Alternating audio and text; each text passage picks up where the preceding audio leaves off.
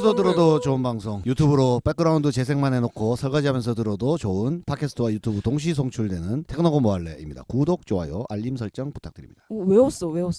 막 씨부리는 거 아니, 막 하는 겁니다. 그냥. 막 얘기하는 겁니다. 옹 박사님. 아, 수위가 기네. 아니, 그냥 나오는 대로.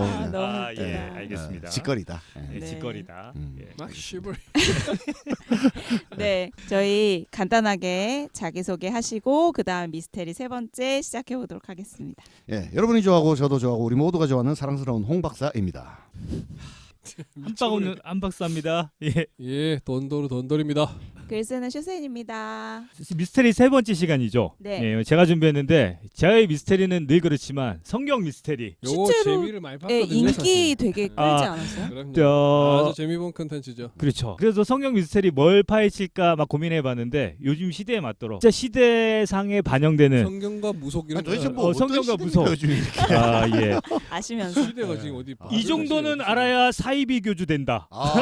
잠깐만요. 자, 저거는- 메모 준비 좀 하고. 저거는 재능 영역인데 예, 사이드는. 이 정도는 알아야 이단이나 사이비 교주가 된다. 이런 부제가 붙어 있는데 뭐냐? 요한계시록을 한번 풀이해 주려고 합니다. 그러니까 우리 교회를 다니지만 저도 요한계시록을 이번에 처음 읽어봤거든요. 에헤이, 아이고. 저도 다 읽어봤는데. 아, 그걸- 그래요? 주정 읽어야죠.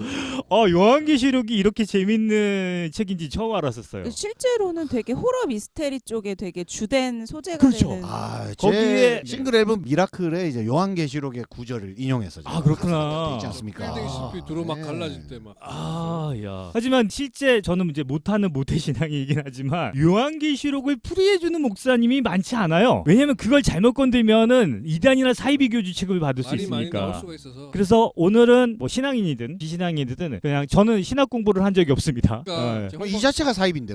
그러니까 한 박사님이 또 오랜만에 요거 한번 시원하게 들으시려고 준비한 거죠. 한 박사님 신천지 갑니까 오늘 완전히? 그래서 네. 제가 오늘 신천지도 연관이 돼 있지만 제가 신천지 교리까지 공부했거든요 이번에 오. 공부하면서. 교리 공부 모임 나가셨어요? 그래서 교리 공부 모임에 나가봐야겠다 이 생각이 그렇죠. 들지만 직접 체험 한번 해보시기 예, 바랍니다. 그까지는 다음 기회에 또 네. 미스테리가 또 있으면 이거 지금 바로 노란 딱지 붙을 수 있어요. 이게 신천지는 신만 들어가도 사실 온라인 그 활동단들이 계셔가지고 그렇죠. 예. 언급만 해도 바로 이렇게 신고가 들어가거든요. 알겠습니다. 저도- 그러면 채널 자체에 붙습니까? 아니면 이 에피소드만 날아갑니까? 그건 모르겠는데요. 저도 이 에피소드만 날아가는 거는 상관이 없는데. 저도 블로그에 그냥 이 신천지 그 내용 단어만 언급했는데 바로 신고가 들어와서 이게 아. 차단이 됐더라고요. 그러면 저런 거는 뭐 저희 신천 지하에 있는 뭐 이런 신천역 지하 이런 건 괜찮은데 아. 신천 지하는 위험합니다. 그렇구나. 알겠습니다. 알겠습니다. 한 어쨌든. 박사님 마음대로 예. 언급해 보시죠. 그 저는 새하늘과 새 땅이라는 이름을 쓰도록 알겠습니다. 하겠습니다. 새하늘과 예. 새 땅. 순서는 이렇습니다. 6개의 챕터로 나눠져 있습니다. 맞네요. 요한계시록이란 무엇인가? 그 다음에 7교회, 7개의 봉인, 7천사의 나팔, 7개의 대적, 그 다음에 마지막 천년왕국과 새하늘과 새 땅에 대한 얘기까지. 좀 마지막 천년왕 새 땅 어디서 많이 들어본 듯한. 그렇죠. 이게 바로 요게 마지막이 진짜 아. 이단 사이비 교주가 되는 최첨단의 그런 엑기스가 모아져 저걸 있는. 어떻게 해석하냐에 따라서. 그렇지. 예, 조기 부분이 이제 마지막인데 그 전에 앞에서 중요한 게 제목을 쭉 보시면 뭐가 제일 많이 눈에 띄시나요? 7. 저희 시즌이 몇 번째 시즌? 7시즌. 시즌. 7시즌. 아. 엄청 무섭스럽네요. 되게 이 무섭스럽다. 요한계시록에서는 7이라는 숫자가 너무 중요해요. 그래서 이 7개에 대한 얘기, 7에 대한 이야기가 계속 나옵니다. 챕터도 7개로 좀 준비하시지. 7개 준비하려다가 그래서 마지막 신천 늘려다가 그거까지는 도저히 안 되겠다 싶어서 요건 빼고 6개로 했습니다. 요한계시록이란 책이죠. 서두 늦으면 성경 66권의 마지막 책, 신약 27권의 마지막 책. 이게 재밌게 창세기와 이렇게 수미상관이 일어나나요? 연결되는 책이라고도 할 수 있습니다. 저자가 누굴까요? 저자? 요한. 요한 정답. 아, 요한이 어떻게 계시잖아. 하셨죠? 근데 제가 요한이 계시잖아. 요한에다가 왜 퀘스천 마크를 붙였을까? 요한이 누구죠? 여러 명이 세례 요한, 사도 요한. 사도 요한과 세례 요한은 다른 사람인가요? 다른 사람. 다른 사람이죠. 세례 요한은 세례회는 그 막 메뚜기 먹고 하던 사람. 그렇죠. 그다음에 요한 예수님에게 크루이프. 세례를 준 사람이고. 그게 중요하지. 예. 메뚜기 먹은 것보다. 예, 그렇죠. 존 시나도 요한인데. 요한. 존. 그래요? 존. 여기서 말하는 요한이라는 분은 요한복음을 작성한 요한. 요한복음의 요한. 요한복음의 요한. 그 근데 저기 뭐 말투 많이 하던 요한. 제자잖아요, 제자. 그러니까 예수님의 제자. 엄밀하게 얘기하면 예수님의 최애제자, 가장 그렇지. 나이가 어렸던 그렇지. 사랑 많이 제자가 받던 제자. 예, 요한, 사도 요한입니다. 근데 실제 이 성경학자, 제가 나중에 이제 참고를 하신 분들의 얘기를 들어보면 요한복음의 저자와 요한계시록의 저자는 다른 사람일 것이다라고 너무, 얘기합니다. 너무 다르다는 거죠. 왜냐면 문체가 완전히 다르대요. 근데 이 요한계시록의 첫 번째 요한이 썼다 스스로 밝혀요. 나 요한이 이것을 반모섬에서 작성했다라는 걸 스스로 밝힙니다. 다른 요한 아니에요? 그거? 그래서 이걸 장로 요한이라는 표현을 써요. 예수님의 그런 어떤 것들을 가르치던 그의 한 인물이 요한이라는 이름으로 썼을 것이다. 이런 설이 하나 있고 또 설은 뭐냐면 이게 예언서거든요. 예언서 묵시 문학인데 묵시는 예전에 유명했던 사람을 빌려서 그 얘기를 하는 거래요. 아, 장르 내가 얘기하면 자체가 안 먹히니까. 안 먹히니까. 아, 그럴 수도 있겠네. 그래서 사람들이 보통 홍 박사가 이렇게 말했다 이러면서 하겠네요. 그렇죠. 예. 이제 예, 앞으로 예. 그럴 수 있죠. 예, 예언서는 그런 형식을 많이 빌리기 때문에 그래서 요한복음의 요한에 쓴 문체와 이 요한계시록의 문체가 너무나 다르고 사용되는 단어들도 너무 다르대요. 그래서 다른 사람일 거라고 추정을 한다라고 되어 그럴 수 있습니다. 있죠. 보통 글이 그렇게 달라지기 힘들거든요. 그러니까요. 문체라는 게. 음. 그다음에 이게 작성된 시기는 기원 후, 그러니까 예수님이 태어난 후 90년, 95년 이후 거다. 왜냐면 여기 뭐가 나오냐면 아까 반모섬에서 유배당했다 그러는 게 나오는데 시기를 특정할 수 있는 예, 게 실제 제자 요한, 그러니까 제자 요한이 반모섬에 갔대요. 그게 유배된 시절이란 얘기예요. 그리고 이 실제 요한계시록에도 그렇게 써 있어요. 근데 문체는 다르다. 장르가 있어요. 장르. 성경은 생각해 보면 성경의 장르는 뭘까요? 장르가 여러 개가 있죠. 문학이에요, 문학. 예, 유대 묵시 문학의 정수라고 여러 표현합니다. 개 있죠 있는데 너무 단칼에 얘기하셔가지고 아니, 그 왜냐면 문학도 시가 있고, 있어요, 시가. 아니 논설도 있어요, 근데. 네, 논설도 저기에. 있고. 역사서일 예. 수도 있고 뭐 그런 거 아니에요? 그런데 여기서는 이걸 유대 문학을 여러 가지로 나누는데 결과적으로 글로 쓰여져 있는데 이걸 묵시 문학이라고 합니다. 이런 묵시 문학이 되게 많아요. 예스겔서, 그다음에 예레미야서, 이사야서, 다니엘서가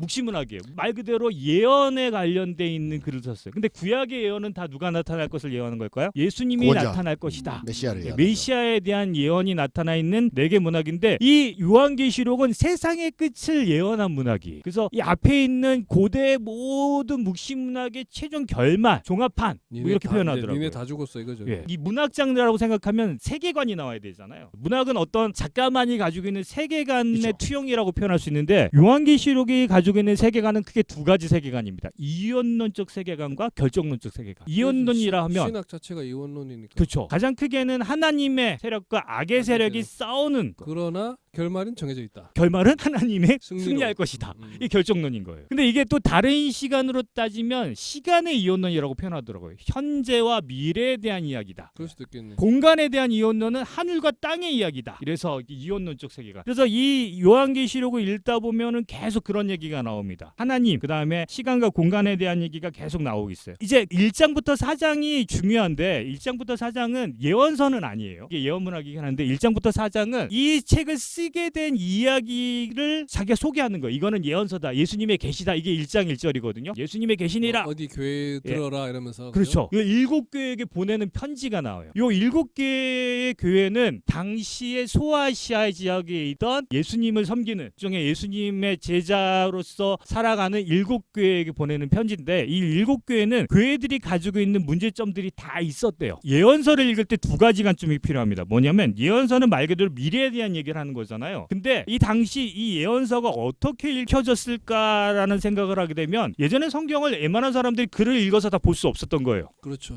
책이 흔치 않으니까. 그럼 어떻게 했냐면 오디오북. 오디오북이죠 말 그대로. 말로 해주는 거죠. 말로 해주는 전래 거예요. 전래동화처럼 그러니까 입에서 입으로 구전되는 거예요. 그래서 이제 외우기 좋게 그죠. 구조도 이렇게 짜져 있고 그렇잖아요. 그래서 첫 번째 이건 예수님의 계시니라 뭐 이렇게 했던 그 문학 자체가 사람들에게 읽어주기 좋은 책자로 돼 있다라는 거예요. 근데 독자가 누구냐면 당시의 교인이었던 7교회를 다니는 교인들에게 읽어주는 책이었을 것이다. 근데 이게 이렇게만 해석되면 안 되잖아요. 또 하나 이건 예언서기 때문에 이것을 읽을 미래의 성도들에게 읽어줄 책이다. 그래서 계속 이 두 가지 관점을 비교해서 보셔야 됩니다. 첫 번째 중요한 이제 이단이 되려면 이 말을 써야 이게 돼요. 지금 이단이 되기 위한 방송이죠, 이게. 이단 그렇지. 사이비가 되기. 이단 사이비가 되기 위해서 오른손에 7뼈를 쥐고 7뼈? 별 7뼈를 쥐고 별을 쥐고. 예, 7 황금 등잔 사이를 거니는 이가 나타날 것이다. 쉽지 않대. 예. 7뼈를 쥐고. 7별. 스타. 아니, 스타. 별을 쥐고. 예. 7 등잔 황금 등잔 사이를 거니는 이가 나타날 것이다. 어려운 일은 아니구나. 이거 아이폰을 7개 사야 돼요. 이 아이폰 요 색깔이 화이트가 아닙니다. 이게 화이트 같지만 요 색깔이 스타라이트입니다. 요 7개를 손에 들고 스타라이트를 들고 스타라이트. 그럼 더 손쉬워지는데? 예, 저기 보면 오른손에 7뼈를 쥐고 7 황금 등장 사이를 거니는 이유가 바로 예수님인데 예수님이다. 아까 얘기했죠. 이게 당시의 교회 사람들에게도 읽혀야 되잖아요. 왜 이걸 읽어야 되냐면 당시가 로마 제국의 이 기독교에 대한 탄압이 엄청났던 거예요. 그래서 뭐냐? 이 탄압을 이겨내야 된다. 7교회 너희 성도들이. 희망을 줘야 되겠네요. 그렇죠. 그래서 믿음을 가진 사람들에게 희망을 주기 위해서 이 글이 쓰여졌을 것이다. 그게 이제 핵심인 거예요. 그래서 여긴 계속 그런 탄압하는 무리들이 나오고 이 무리를 뭘로 볼 것인지에 대한 얘기가 계속 나옵니다. 근데 당시 사람들에게는 아마 로마의 세력일 것이다. 이렇게 이제 관점을 보고 지금 현실로 다가온다면 이건 뭐냐면 지금 현재 존재하고 있는 기독교와 반대되는 악의 세력일 것이다라고 해석될 수 있고 사이비 교주로 봤을 때 뭘로 봐야 되냐면 지금 기존에 있는 기독교 세력 이들이 거짓 선지자고 거짓 악의 세력이다 이렇게 봐야 되는 거. 그래요? 그렇죠. 그렇죠. 그대로. 그래야지만 이겨낼 수 있으니까. 자, 그러면 여기 사장까지는 그래서 7교회, 요 7교회에 대한 얘기를 다른 해석으로 뭐라 그러냐면 인류의 시대를 7시대로 구분할 수 있다. 그리고 마지막 7번째 시대가 지금이고 그 시대가 끝나면 하나님의 최후의 심판이 올 것이다. 이렇게 해석하는 사이비교들도 있습니다. 아 그렇게 해석하면 사이비란 말씀이시죠? 아, 사이비는 아니고 그렇게 해석하는 성경학자들도 있어요. 아 사이비가 네, 아니고. 사이비가 아니고. 보셨는데. 어쨌든 굉장히 그, 헷갈리네요. 되게 중요한 건 뭐냐면 묵시문학은 비유와 상징이에요. 저게 무엇을 비유하고 무엇을 상징할 것이냐라는 건데 해석하기에 나름. 그러니까 그렇죠. 저게 보통 숫자에 집착하면 대부분 사이비야. 아, 그렇죠. 왜냐면 저기 성경에 말하는 7이 숫자 7을 의미하는 게 아니거든요, 사실. 오, 예. 그냥 이런 거 있잖아요. 어떤 상징성으로. 그러니까 뭐 백밤 자고 올게 이러면 안 온다 이 어. 말이잖아요. 왜 백밤 3개월밖에 안 되는데. 백밤이다 이거는 그냥 뭐 긴 세월 이 뜻이고 그냥 7이다 이러면 완전하다. 뭐 이제 맞습니다. 대충 이렇게 봐야 돼요, 그냥. 그래서 숫자는 그런 의미지. 그러니까 문학적인 표현이죠. 역시 사이비 교주가 되실 준비가 되어 있네요. 훌륭한 교주의 자질을 가지고 계십니다. 4장부터 7장에 처음에 나오는 건 7개의 봉인에 대한 얘기가 나옵니다. 7개의 봉인이 뭐냐면 세상 최후의 심판 날에 새 하늘과 새 땅이 올 것인데 그 전에 어떤 일이 벌어지느냐? 그 하늘이 딱 열리면서 하나님의 보좌가 딱 보인대요. 그리고 두루마리를 딱 주는데 두루마리에 봉인이 7개가 붙어 있답니다. 근데 이 7개의 봉인은 누구도 뜯지 못하는 봉인이래요. 근데 이걸 뜯는 사람이 나타나요. 지금부터 뭐냐면 요한이 본 환상이에요. 요한이 지금 마치 환상을 보고 있는데 7개의 봉인이 붙어 있는 두루마리를 발견하게 되고 그 봉인을 뜯으려고 하니까 안 뜯어지더라. 근데 이 봉인을 뜯는 사람이 나타나는데 그게 누구냐? 피 흘리는 어린 양이 나타나더라. 봉인을 뜯는다. 야. 양 다리로 다 뭔가 이렇게 상징 봉인을 같다. 뜯는- 다 상징이에요. 예. 양 다리로 봉인을 뜯을 수 있을까 지금 상상을 하고 있어요. 아, 그렇군요. 어쨌든 이 7개의 봉인을 뜯는 어린 양이 나타나는데 이 어린 양이 피를 흘리고 있다라는 게 되게 중요한데 뭘 상징하는 건지 진짜 아시겠죠? 양은 아니겠죠? 어떤 희생적인. 그렇죠. 희생적인 피를 흘린다 이런 어. 뜻이죠. 예, 네. 그게 예수 그리스도잖아요. 그렇죠. 왜냐 십자가에 돌아가신. 그래서 계속 이 상징들이 나타난다는데 7개 봉인을 푸는 어린 양이 7명일 필요는 없구나. 저는 네. 7명인 줄 알고 지금. 예. 그렇죠. 한 명이 다 풀면 되지. 한 명이 풀면 되죠. 양을 7명이나 데리고 나오시고. 근데 이제부터 재밌는 게 뭐냐면 7개의 봉인을 풀면 7개의 천사들이 나타나 나팔을 불고요. 마지막 그 7개의 나팔을 불면 7개의 대접이 나타나 재앙이 일어나는 거예요. 무슨 얘기냐? 마지막 7번째가 일어나면 또 다른 7번째가 일어나고 마지막 7번째가 일어나면 또 다른 7번째가 준비되어 있다는 얘기예요. 마치 그 러시아 인형처럼 빼잖아요. 또 속에 또 다른 게 7개가 들어있다는 얘기입니다. 뭐 이런 식으로 해석하면 돼요. 7개의 봉인에 대한 얘기를 좀 해드리도록 하겠습니다. 첫 번째 봉인을 딱 푸니까 하얀 말을 타고 활을 든 기사가 나타나다. 뭐 이런 얘기가 있어요. 김정일인데 김정일.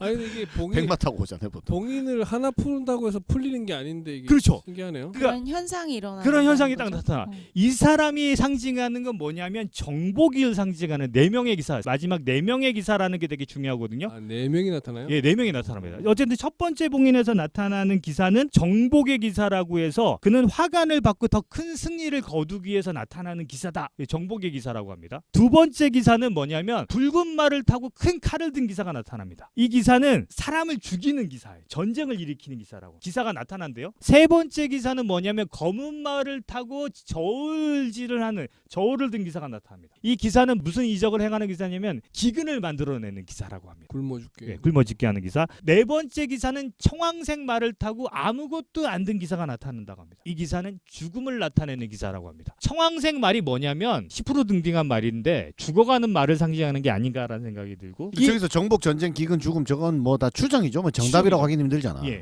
모르죠. 저건. 근데 그래서 이 네 명의 기사가 항상 요한계시록의 중요한 기사들로 나타나는데 이 네 명이 뭘 상징하는 거냐면 인류 역사에서 반복적으로 일어나는 역사적인 사건들을 상징하고 있다 그래요. 자, 다섯 번째 기사가 나타나는데 다섯 번째 봉인을 뜨면 기사가 나타나는 게 아니라 예수님 때문에 순교한 사람들이 탄식하는 모습이 나타난다 그래요. 그리고 하늘에다 보시면 하나님 얼마나 더 기다려야 되는 겁니까? 우리는 언제 구원을 받는 겁니까? 이렇게 하니까 하나님 뭐라고 얘기하면 좀 더 기다려라 이렇게 얘기하더랍니다. 이제 여섯 번째 봉인을 딱 보니까 어떤 환상이 나타나냐면 큰 지진이 일어나고 태양이 검게 변하고 달이 피로 물들고 하늘에서 별이 떨어지는 이런 마치 지구 멸망이 일어나 그 큰 이런 게 이제 아마겟돈 이런 거에 다 이미지가 되는 거 아니에요? 맞아요. 이 여섯 번째 봉인이 나타나면 이제 멸망의 이미지가 나타나는 거잖아요. 근데 이때도 알면망해. 예, 이렇게 막 변하는 일이 벌어지는 거예요. 근데 중요한 건 뭐냐면 요때 일곱 번째 봉인이 마지막 봉인이잖아요. 이 일곱 번째 봉인이 풀기 전에 어떤 현상이 나타나느냐? 하나님의 종들이 나타나가지고 사람에게 인장을 찍어준대요. 어디에 인장을 찍어주냐면 이마와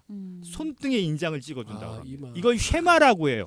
이마 좀 그런데. 이 쉐마는 뭐냐면 하나님께 나는 충성하는 사람이다라는 게 쉐마라고 합니다. 이때 뭐가 나타나느냐? 몇 명에게 찍어주냐면 14만 4천 명에게 찍어준다고. 여기서 그 숫자가 나와. 이런 거 요거 이제 중요해. 이런 거 이용하기 14만 4천 명이 요게 되게 대표적으로 이제 저기 신천 지역에 있는 저쪽. 그렇죠. 예. 예. 이 14만 4천 명은 뭘 상징하는 거냐? 구원받는 인원 맞습니다. 근데 이스라엘의 지파가 몇 개 지파인지 아십니까? 12개. 12개 지파. 12개 지파에 12,000명씩. 그러면 14만 4천 명이 딱 떨어져요. 일단 일곱 번째 봉인을 풀기 전에 이 14만 4천 명에게 인증을 찍어주는 거야. 천사들이 나타나서. 많이 찍어야겠네. 예. 진행 요원을 해야 될 것 같아요. 그러니까. 알바. 그렇죠. 진행 요원 한다면 일단 나한테 딱 찍어놓고 있어요.